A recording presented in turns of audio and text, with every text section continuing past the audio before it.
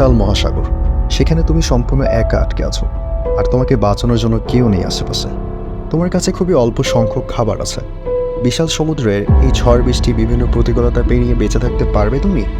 এমন একটি লোমহর্ষক মুভির ঘটনা নিয়ে চলে আসলাম তোমাদের মাঝে। আমি নিলয় শরণ।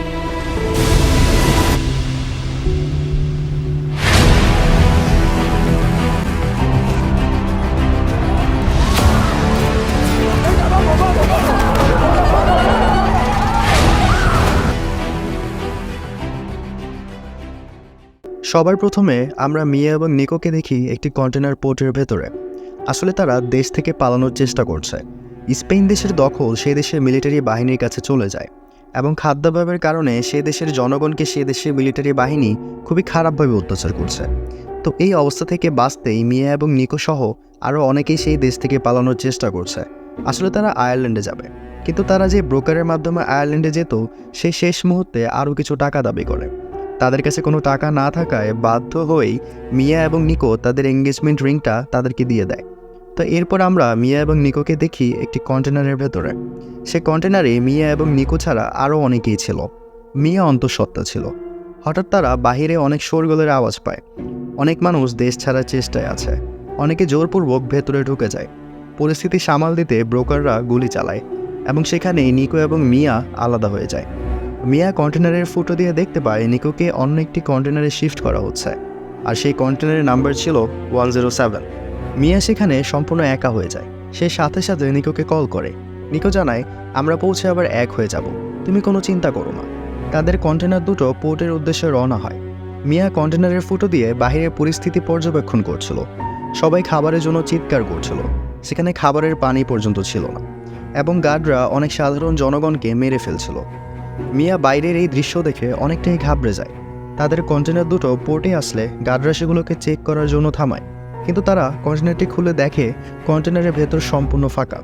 আসলে কন্টেনারের ভেতরে যারা ছিল তারা পেছনের একটি কম্পার্টমেন্টের ভেতরে লুকিয়েছিল, কিন্তু গার্ডটি চালাকি করে বুঝে যায় যে কন্টেনারের ভেতরে লোক আছে। সে তাদেরকে বাহিরে আসতে বলে। তারা বাহিরে আসা মাত্রই সেখানকার গার্ডরা সকলকে গুলি করে মেরে ফেলে, কিন্তু মিয়া একটি বক্সের উপরে লুকিয়েছিল, তাই গার্ডরা তাকে খুঁজে পায়নি। তারা কন্টেনারের ভেতরে লাশগুলোকে সরিয়ে কন্টেনারটি বন্ধ করে একটি জাহাজের উপর উঠিয়ে দেয়। মিয়া বক্সের উপর থেকে নিচে নেমে আসে। সে নিকোর কোনো অবস্থা সম্পর্কে তখনও অবগত ছিল না। সে নিকোকে তখনই কল করে, কিন্তু নিকোর ফোন বন্ধ ছিল। মিয়া প্রচণ্ড ক্লান্তিতে সেখানে ঘুমিয়ে পড়ে। হঠাৎ প্রচণ্ড ধাক্কায় মিয়ার ঘুম ভেঙে যায়। সমুদ্রের ভয়ঙ্কর ঘূর্ণিঝড়ে জাহাজটি খুবই বাজেভাবে দুলছিল। মিয়া বাঁচাও বাঁচাও বলে চিৎকার করছিল, কিন্তু প্রচণ্ড ঝড়ের কারণে কেউ তার চিৎকার শুনতে পারেনি। ঝড়ের প্রচণ্ড ধাক্কায় অনেকগুলো কন্টেনার সমুদ্রে পড়ে যায়। তার মধ্যে মিয়ার কন্টেনারটিও ছিল। প্রচণ্ড ধাক্কা খেয়ে মিয়া জ্ঞান হারিয়ে ফেলে। তারা যখন জ্ঞান ফিরে সে দেখতে পায় কন্টেনারের ভেতরে অল্প স্বল্প পানি ঢুকে গেছে। সে ফুটো দিয়ে বাহিরে তাকানোর চেষ্টা করে, কিন্তু চারদিকে শুধু বিশাল সমুদ্রই ছিল। না ছিল কোনো জাহাজের অস্তিত্ব, আর না ছিল আশেপাশে কোনো দ্বীপের চিহ্ন। সে তার স্বামীকে কল করার জন্য মোবাইলটি হাতে নেয়, কিন্তু প্রচণ্ড ঝড়ের কারণে তার মোবাইলের ডিসপ্লে পুরোপুরি ভেঙে গিয়েছিল। সে ব্যাগ থেকে আরেকটি মোবাইল বের করে, কিন্তু সেই মোবাইলের পাসওয়ার্ড তার জানা ছিল না। কন্টেনারের ফুটো দিয়ে ধীরে ধীরে পানি ঢুকতে শুরু করে। সেই কন্টেনারে থাকা বক্সগুলোকে খুলে, কিন্তু সেখানে খালি বক্স, টিভি, কিছু কাপড় ছাড়া আর তেমন কিছুই ছিল না। সে একটি চাকু খুঁজে পায়, এবং খুঁজে পায় কিছু মদের বোতল। সে একটি টেপ দিয়ে কন্টেনারের ফুটোগুলোকে আটকানোর চেষ্টা করে। হঠাৎ করে সে বাহির থেকে অনেক মানুষের চিৎকারের আওয়াজ শুনতে পায়। সে কন্টেনারের ফুটো দিয়ে দেখে 107 যে কন্টেনারটিতে তার নিকো ছিল সেটি পানিতে ডুবে যাচ্ছে। মিয়া নিকো নিকো বলে চিল্লাতে থাকে, কিন্তু তার কিছুই করার ছিল না। সে তার পেটে প্রচণ্ড ব্যথা অনুভব করে, কারণ সে অন্তঃসত্ত্বা ছিল। রাতে মিয়া একটি দুঃস্বপ্ন দেখে। সে দেখে সে পানির ভেতরে তলিয়ে যাচ্ছে।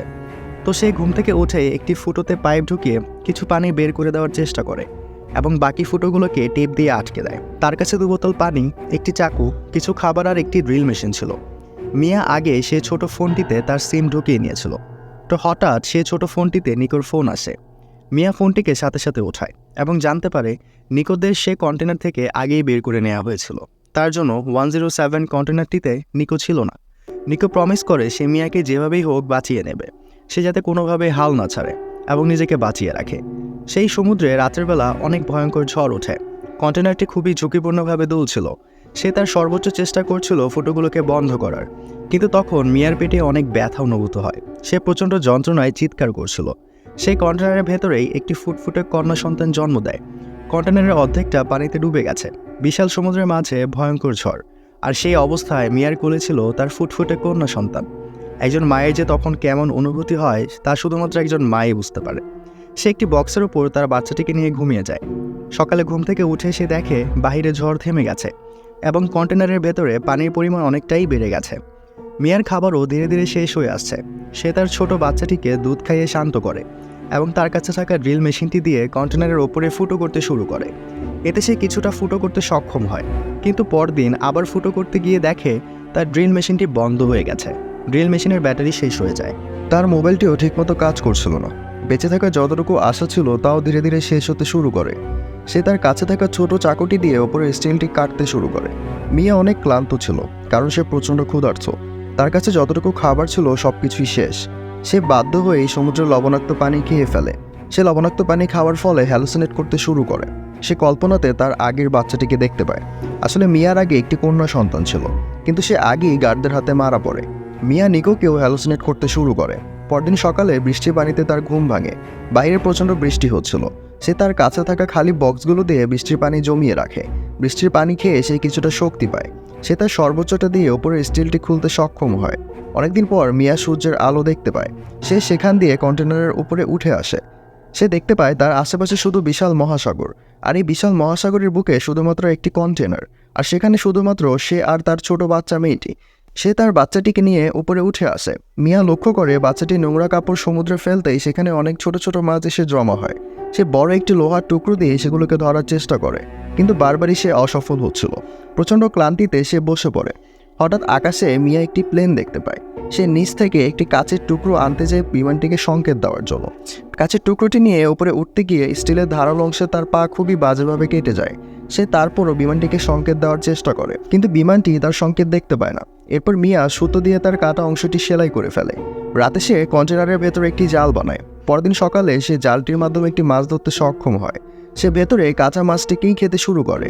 তার ছোট বাচ্চাটি খুবই সুন্দরভাবে তার দিকে তাকিয়েছিল। এভাবেই মিয়ার প্রতিটা দিন কাটতে থাকে। মিয়া ফুটো দিয়ে প্রতিদিন পাইপের মাধ্যমে পানি বের করত, আর মাছ ধরে বক্সে তা সংরক্ষণ করত, আর বাকি বক্সগুলোতে সাহায্যের জন্য চিঠি লিখে সমুদ্রে ছড়িয়ে দিত। রাত হলেই মিয়া তার ছোট মেয়েটিকে আকাশ দেখাতো, আর আনমনেই বাচ্চাটির সাথে কথা বলতো। মিয়া জানতো না সে এখান থেকে আদৌ বেঁচে ফিরতে পারবে কিনা, কিন্তু ছোট বাচ্চাটির জন্য সে অনেকটাই সাহস খুঁজে পায়। একদিন নিকোর কল আসে। সেই মিয়াকে জানায় তাকে বাঁচানোর জন্য সে কন্টেনার থেকে পালিয়েছিল, কিন্তু সে ধরা পড়ে যায়। এর জন্য নিকো মিয়ার কাছে ক্ষমা চায়। মিয়া জানায় নিকোর একটি কন্যা সন্তান হয়েছে। সে ফোনে নিকোকে তার বাচ্চার আওয়াজ শোনায়। কথা বলতে বলতে মিয়ার মোবাইলের চার্জ শেষ হয়ে যায়। বেঁচে থাকার শেষ আশাটুকু শেষ। মিয়া সেখানে অসহায়ের মতো প্রচণ্ড কাঁদতে থাকে। নিকোর সাথে যোগাযোগের শেষ মাধ্যমটিও বন্ধ। মিয়া বিশাল আকাশের দিকে তাকিয়ে ঘুমিয়ে পড়ে। পরদিন সকালে মিয়া খালি বক্সগুলো দিয়ে একটি ভেলা বানায়। সে কন্টেনারের উপর একটি পাখি দেখতে পায়। সে বুঝে যায় আশেপাশে নিশ্চয়ই কোনো জনবসতি আছে। রাতের বেলা তারা কন্টেনারের উপরে বসেছিল, কারণ কন্টেনারের ভেতরে প্রায় পানি ভরে গিয়েছিল। হয়তো কিছুক্ষণের মধ্যে কন্টেনারটি পানিতে তলিয়ে যাবে। হঠাৎ মিয়ার মনে হয় তার আগের বাচ্চা মেয়েটির ছবি সে ভেতরে রেখে এসেছে। সে ভেতরে ঢুকে ছবিটি আনতে যায়, কিন্তু ভেতরে থাকা দড়িগুলোতে তার পা আটকে গিয়েছিল। সে আপ্রাণ চেষ্টা করে দড়িগুলোকে ছিঁড়ে বেরিয়ে আসার। কন্টেনারটি ধীরে ধীরে পানিতে তলিয়ে যাচ্ছিল। অনেক কষ্টে সে দড়িগুলোকে ছিঁড়তে সক্ষম হয়। সে ওপরে এসে দেখে তার বাচ্চা মেয়েটি সেখানে ছিল না। মিয়া সেই সমুদ্রে চিৎকার করে তার বাচ্চা মেয়েটিকে খুঁজছিল। সেখানে হঠাৎ একটি বড় তিমি আসে। তিমি থেকে বের হওয়া পানির স্পর্শে বাচ্চা মেয়েটি কান্না করে ওঠে। এতে মিয়া সাঁতরে তার বাচ্চা মেয়েটির কাছে চলে যায়। ভেলায় বাঁধা দড়ির সাথে তার হাতটি বেঁধে সেখানে সে ঘুমিয়ে পড়ে। পরদিন সকালে আমরা মিয়াকে দেখতে পাই ধীরে ধীরে ক্লান্ত হয়ে যাচ্ছিল, এবং তার ভেলার উপরে অনেকগুলো পাখি উঠছিল। দূর থেকে একটি মাছ ধরার ট্রলার ভেলাটিকে দেখতে পায়। ভেলাটির কাছে গিয়ে তারা শুধু মিয়ার বাচ্চাটিকে দেখতে পায়। মিয়া তখন সমুদ্রে তলিয়ে গেছে, কিন্তু ভেলার দড়িতে তার হাত বাঁধা থাকায় দড়িটি টানতেই মিয়া উপরে উঠে আসে। মিয়া প্রায় মৃত অবস্থায় ছিল। ট্রলারে থাকা মেয়েটি অনেক কষ্টে তার মুখে ব্রেড দিয়ে বুকে প্রচণ্ড জোরে জোরে চাপ মেরে তাকে বাঁচিয়ে তোলে। মিয়া এবং তার বাচ্চা এখন সুরক্ষিত। মিয়া আশেপাশে তাকিয়ে বুঝতে পারে তারা যে দেশে আসতে চেয়েছিল, অর্থাৎ আয়ারল্যান্ডে, সেখানে তারা চলে এসেছে। এতে মিয়া অনেক খুশি হয়।